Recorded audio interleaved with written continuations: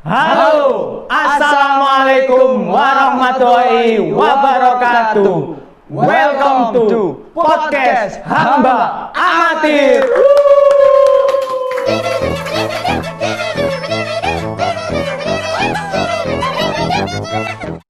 Perkenalkan, nama saya Mahbub dan ini rekan saya Dadang Elektron, enggak sih, nama saya Ervin.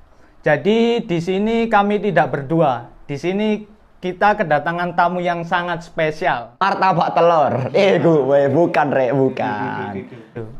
Jadi untuk tamu spesial kita bernama Mas Miftahul Alam atau bisa dipanggil Mas Alam.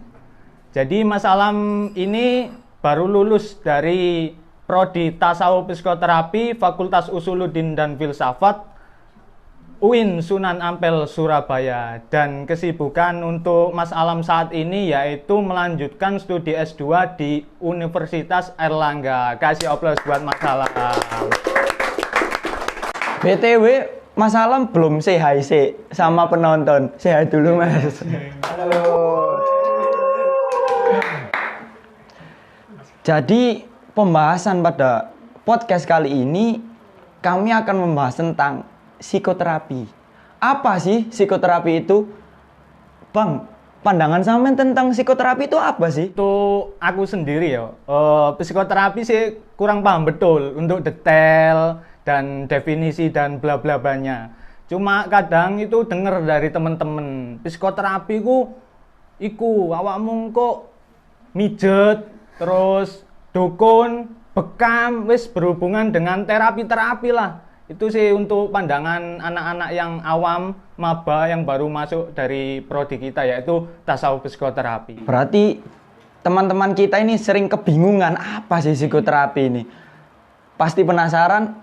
Jadi langsung saja kita tanyakan kepada pakar dari pakar, yaitu Mas Alam. Monggo Mas, dijelaskan definisinya. Jadi untuk definisi psikoterapi akan dijelaskan oleh Mas Alam. Waktu dan tempat dipersilakan. Oke, terima kasih waktunya. Sebenarnya ini temanya sangat menarik. Psikoterapi, yang mana kalau kita melihat fenomena sekarang ini, banyak manusia-manusia modern ini kebingungan.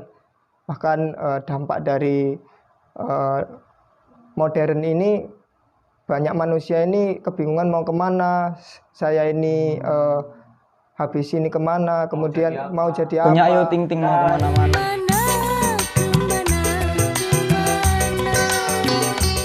Kemudian ada juga yang mengatakan bahwasanya karena dia impact dari modern itu kan, ya dia juga menjadi keresahan dalam batinnya sehingga terpengaruh dalam jiwanya. Jadi kajian psikoterapi ini sangat dibutuhkan di zaman sekarang. Nah, kalau kita membahas definisi, sebenarnya definisi itu tidak ada kata pakem. Jadi setiap tokoh itu mempunyai definisi tersendiri-sendiri sesuai dengan apa yang dia alami, apa yang dia baca, apa yang dia rumuskan sendiri. Tapi tidak tujuannya itu sama, tetap intinya sama.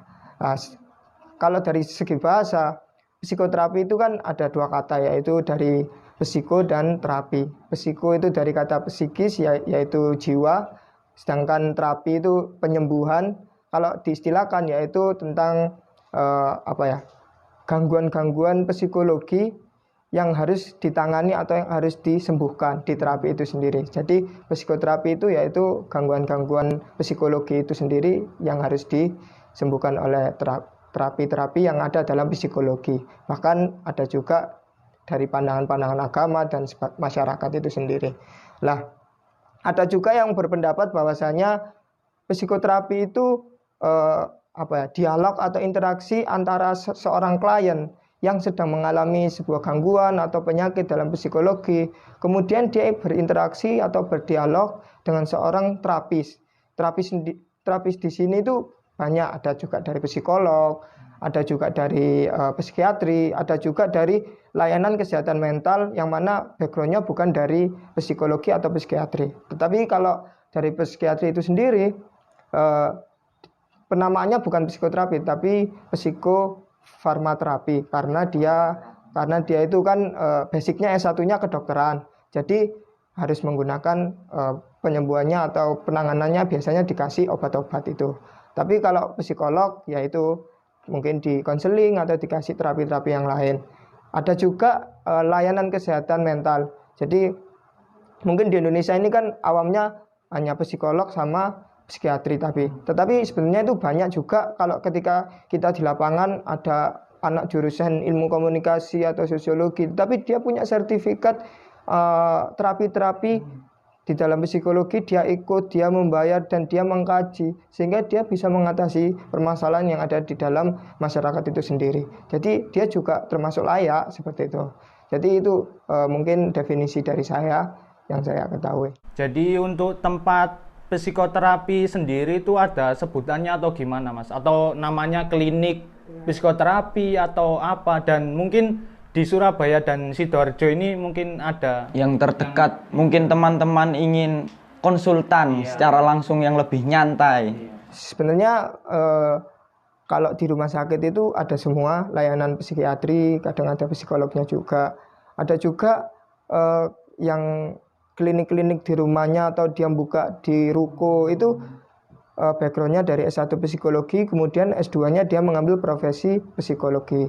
Nah, profesinya itu pun nanti dibagi juga, ada yang pendidikan, ada yang perkembangan, ada terapi dia fokusnya ke keluarga. Jadi tidak melulu dikuasai semua, tapi dia sudah difokuskan ketika di S2 itu. Nah, itu yang boleh membuka resmi itu ya orang yang sudah masuk ke profesi psikologi itu. Tapi kadang juga yang saya katakan tadi ada orang yang mengkaji tentang layanan kesehatan mental seperti itu atau tentang mengkaji tentang pendidikan keluarga, pendidikan anak atau perkembangan anak dan lain-lain. Dia mengkaji terus dia mengikuti pelatihan-pelatihan sehingga dia membuka secara omong ke omong. Biasanya ini loh anakku sedang malas belajar. Oh itu loh gawonang mbak iki ngono. Nah, itu kan itu. Nah, kalau itu biasanya di kampus kita juga ada namanya itu psikosofistik. Nah, psikosofistik itu ditangani oleh dosen kita yang juga dari backgroundnya S1, S2-nya psikologi. Kemudian ada juga yang backgroundnya S2-nya psikologi tapi S1-nya bukan psikologi murni. Seperti itu juga ada seperti itu. Dan juga di klinik-klinik itu ya terserah mereka, terserah psikolognya dia mau menamai atau terserah ya pokoknya itu tadi mungkin itu. Terus menjurunya psikoterapi ini tentang apa sih Mas? Ya, jadi psikoterapi ini objek kajiannya itu berbicara tentang mental, tetap kan tentang mental, terus tentang kalau di Islam itu spiritualnya, kemudian ada moral atau akhlaknya, kemudian fisiknya. Itu yang menjadi seringkali problem di dalam masyarakat sekarang. Contoh dalam mentalnya banyak orang-orang yang tergidap mental. Ada juga yang mungkin dia tidak begitu awam tentang agama, jadi tidak diketahui bahwasanya spiritualnya juga terganggu juga. Ternyata akhlaknya juga, ternyata fisiknya. Akhirnya semua itu nanti bisa terpengaruh satu sama lain ketika orang itu sedang mengidap sebuah gangguan atau penyakit dan lain seperti itu. Itu objek kajian dari psikoterapi sih. Jadi misal nih teman-teman ada yang baru putus cinta ini Mas, bisa disebut itu mentalnya itu langsung keganggu. Ya. Jadi misal mau ke tempat klinik psikoterapi, nah itu mungkin ada syarat atau indikator-indikator yang mungkin bisa untuk langsung ke tempatnya. Atau masa teman-teman ini sedang putus cinta terus pengen ke psikoterapi bilang saya habis putus cinta, ini gimana? Kan agak gitu. Nah itu kan sebenarnya di lingkungan masyarakat kita itu kan awam tentang psikologi. Kalau kita masuk ke psikologi itu dikira kita gila. Nah seperti itu kan mindsetnya sudah ketakutan itu sehingga dia sehingga dia takut. Bahkan ada juga kan yang kemarin kasus-kasus karena dia putus cinta dan masalah ini akhirnya meninggal karena ya dari segi ya katanya dia sudah ke psikolog bahkan psikolognya tidak bisa mengatasi, bahkan seperti itu kan berarti dia kurang intens, atau enggak dari kita sendiri tidak peduli dengan orang-orang yang sedang mengidap gangguan-gangguan itu sendiri. Lah, indikatornya biasanya itu kan orang takut, kapan sih kita harus ke psikologi, kapan sih kita harus ke psikiatri, kapan sih kita harus ke psikoterapi itu, ke orang-orang psikoterapi itu. Nah, indikatornya bisa saja, contoh yang pertama yaitu ketika gangguan emosional kita sudah tidak terkontrol. Contoh biasanya apa? Mungkin kalau anak perempuan PMS kan ya memang wajarnya. Wajar. PMS wajar. Ada orang laki-laki atau perempuan selama 1 minggu bahkan hampir 1 bulan ini kok emosian. Kadang kan itu ada bos yang emosian, ya itu ya juga harus termasuk dia butuh untuk pencerahan ke psikoterapi. Dia butuh interaksi. Namanya kan seperti itu. Sebenarnya kan orang-orang itu sudah tahu jawabannya, tapi dia bingung mau kemana. Aku ini emosian, tapi aku ini bingung gimana cara mengatasinya. Adalah itu kan makanya kita harus ke psikoterapi. Makanya kita harus ke orang-orang yang bisa mengatasi gangguan kita ini. Nah, seperti itu. Jadi ya indikatornya kebiasaan. Kalau kita kebiasaannya baik kok ini tidak baik atau melenceng dari norma-norma agama atau masyarakat, nah itu perlu untuk ditaruh ke psikoterapi. Nah, seperti itulah. Jadi indikatornya seperti itu. Terus apakah ada macam-macam atau metode dari psikoterapi sendiri, Mas? Ya. Nah, ya memang psikoterapi itu kan banyak macam-macamnya atau jenis-jenisnya.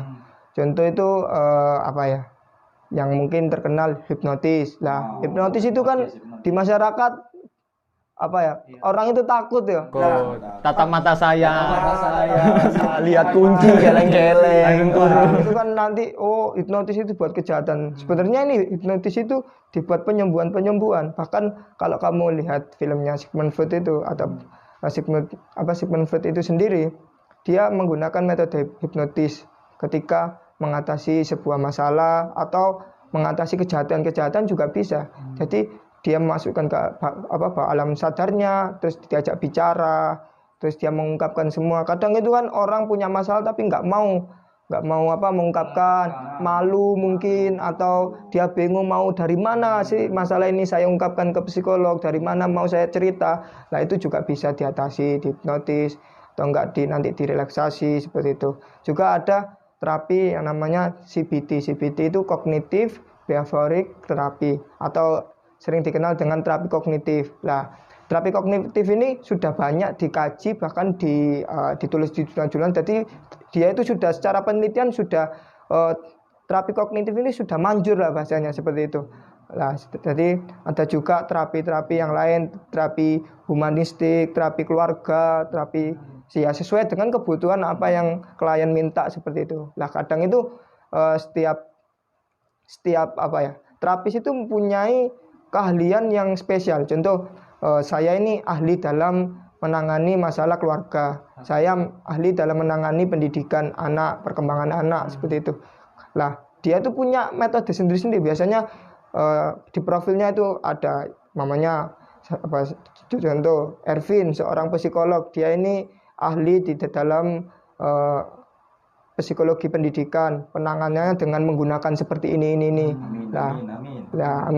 Lah, dapat dia punya penanganan terapi kognitif lah seperti itu. Jadi kadang kita itu harus juga jeli-jeli ketika kita saya ini kok seperti ini, saya mau ke psikolog, kok nggak cocok. Bukan berarti psikologi nggak manjur, tetapi mungkin cara penyampaiannya atau cara analisisnya itunya kurang sesuai dengan kita. Bahkan yang namanya penyembuhan itu kan semuanya bisa sembuh. Iya, kesembuhan hanya dikembalikan lagi kan. Kita kan seperti itu. Ya, minimal lah kita secara pemikiran itu, contoh terapi kognitif. Kita ini emosional. Pemikiran kita tidak irasional. Wis angger ngomong bagi kita sudah rasional, tapi bagi orang-orang tidak irasional lah. Itu bisa diterapi dengan terapi kognitif seperti itu. Ya, itu terapi butterfly itu gimana? Itu atau kayak kupu-kupu atau gimana?